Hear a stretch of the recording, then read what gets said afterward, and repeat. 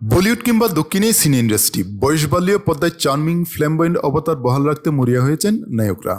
বার্ধক্যের বারে শারীরিক গঠন চেহারা জুচ্ছই না হলেও হিরে মিস ভাঙতে চাননি নায়কদের একাংশ। তার জেরে অবশ্য কটাক্ষ সমালোচনা মুখে পড়তে হয়েছে তাদের। সাম্প্রতিক অতীতে এহেন উদাহরণ নেহাতেই কম নয়, তবে শাহরুখ খান হাঁটলেন অন্য পথে।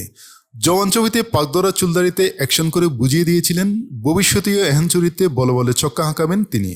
আর সেই সুযোগটা লুফে নিলেন সুজয় ঘোষ ও সিদ্ধার্থ আনন্দরা।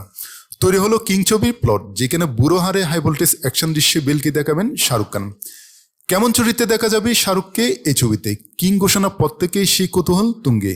এবার শাটে পা রেখে নিজেই সেই কৌতূহলের পারদ চড়ালেন হালকা ইঙ্গিত দিয়ে। শাহরুখ বলছেন, কিংয়ের গল্পটা ভীষণ ইন্টারেস্টিং।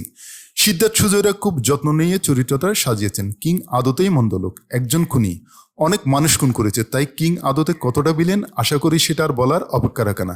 ভীষণ ডার্ক ক্যারেক্টার, 200 চরিত্র আর কি। মারাত্মক নির্মম খতরনাক একজন মানুষ কিং। তাহলে বুঝতে পারছেন ছবিতে আমার চরিত্রটা কেমন। কানাঘুষো ছবিতে একই চরিত্রের ভিন্ন সময়কালের প্রেক্ষাপটে ধরা দেবেন শাহরুখ। যুবক বয়সে রাঘব জোয়ালের সঙ্গে সংঘাতে জড়াবেন, আর বৃদ্ধ বাচ্চাকে দেখা যাবে অভিষেক বচ্চনের সম্মুখ সমরে।